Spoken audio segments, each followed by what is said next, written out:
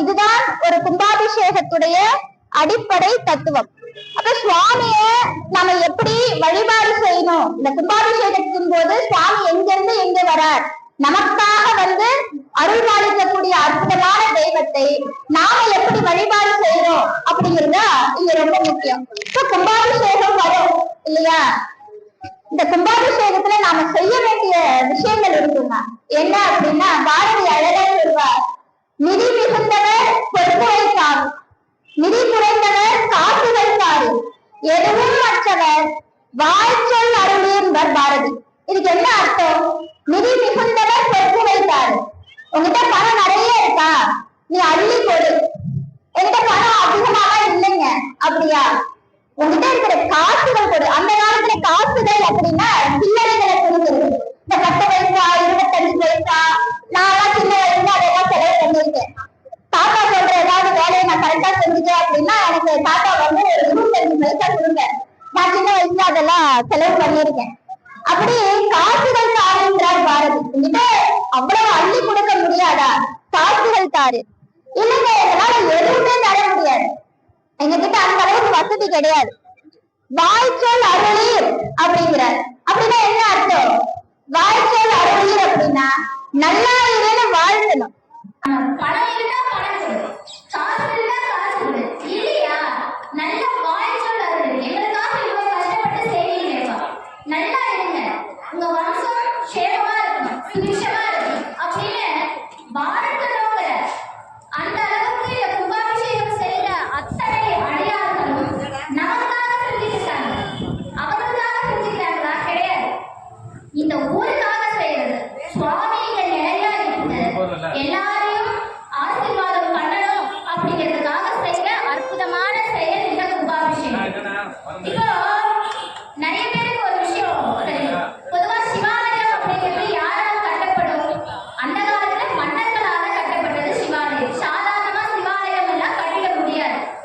அவனை வணக்கத்துக்கே அவன் அருள் இருக்கணும் போது அவன் கோவிலை கட்டுறதுக்கு அவனுடைய அருள் எப்படி வேணும் நமக்கு?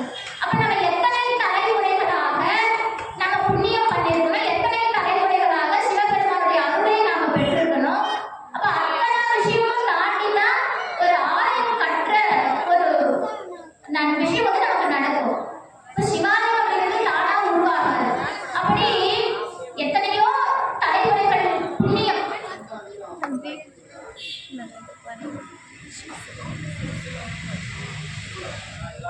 எத்தனையோ தலைமுறைகள் நாம் புண்ணியம் செய்ததன் பலனாக இன்று நாம் ஒரு சிவாலயத்துல உட்கார்ந்துள்ளோம்.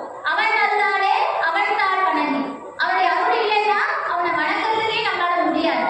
அப்படி இத்தனை புண்ணியம் செய்ததன் காரணமாக நமக்கு கிடைச்சது. அழகா ஒரு மகான் சொல்வார், புள்ளினால் வருடம் கோடி, புதுமண்ணினால் 100 கோடி, தூய செங்கல்லாலே 300 கோடி, அள்ளிய போதை ஏதாய் அருள் தரும் ஆலயங்கள் கல்லினால் வைத்த பேர்கள் கைலை விட்டு அகலனாவேன்பர். இதுக்கு என்ன அர்த்தம் அப்படின்னா, புள்ளினால ஒரு கோவில் கட்டுற சிவபெருமானுக்கு, ஒரு புள்ளாத கோவில் கட்டுற அப்படின்னா நீ 1 கோடி வருஷம் கைலாயத்துல உனக்கு இடம் உண்டு. புல்லுன்னா நம்ம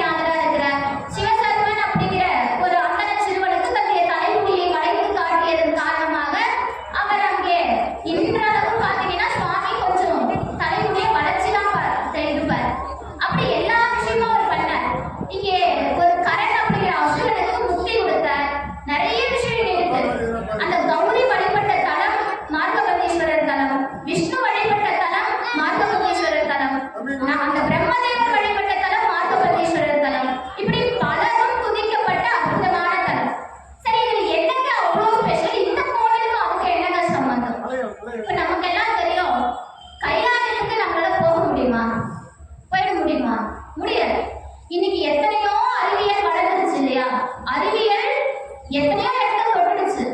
ஆனா இப்பவும் கைலை மலைக்கு யாராலையும் போக முடியல. போய் சுத்திட்டு வரலாமே தவிர கையிலேயே ஏற முடியாது. அதாவது அந்த ராவணன் கூட அதுக்கு ட்ரை பண்ணா ஆனா முடியல. நம்ம சுந்தரரை பார்த்தீங்கன்னா சுந்தரமூர்த்தி நாயனார் கூட சுவாமி அனுப்பினார், வெள்ளை யானையை சுவாமி அனுப்பி வச்சார், அந்த மேல ஏறி கைலாயம் புறப்பட்டார்.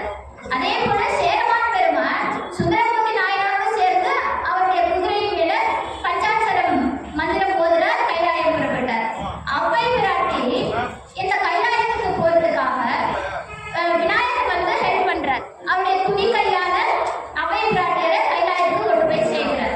இப்படி பல விஷயங்கள். நம்முடைய காரைக்கால் அம்மையார் ஒரு படி மேல போய் இந்த சதையை இழிவின கருதி, ஏன்னா இந்த பூத உடல் எனக்கு இருக்கிறதால தானே கைலாயம் போக முடியாது. இந்த சதையை இழிவின கருதி இந்த சதையை அகற்றி பேயுடல் தரித்து யாராவது செய்வாங்களா? மாடுபொழி பேயோட பேரு யாராவது கேட்பாங்களா? ஆனா காரைக்கால் அம்மையார் கேட்டாங்க. காரைக்கால் அம்மையார்லாம் இன்னைக்கு அவங்களால தான் கைலாய வாத்தியம் அப்படின்னு ஒரு இருக்குன்னே சொல்லலாம். ஏன்னா முதல்ல சிவபெருமானுக்கு பாடலாம் அப்படின்னு பாடினவங்க காரைக்கால் அம்மையார், பண்ணமைத்து பாடியவர்கள் காரைக்கால் அம்மையார். அதன் பிறகுதான் ஞான சம்பந்தர் வந்தார், நம்ம அப்பர் சுவாமிகள் பாடினார், எல்லாருமே அதன் பிறகு பாடியவங்க தான். இப்ப காரைக்கால் அம்மையார் கூட தன்னுடைய அந்த சதையை இழிவின கருதி துறந்து பேருடன் தாங்கி தலைகீழாக நடந்து போனாங்க கைலாய மலை. அப்பர் சுவாமி எவ்வளோ முயற்சி பண்றாரு, ஆனா கைலாய மலைக்கு போக முடியல, வந்துடுறாரு.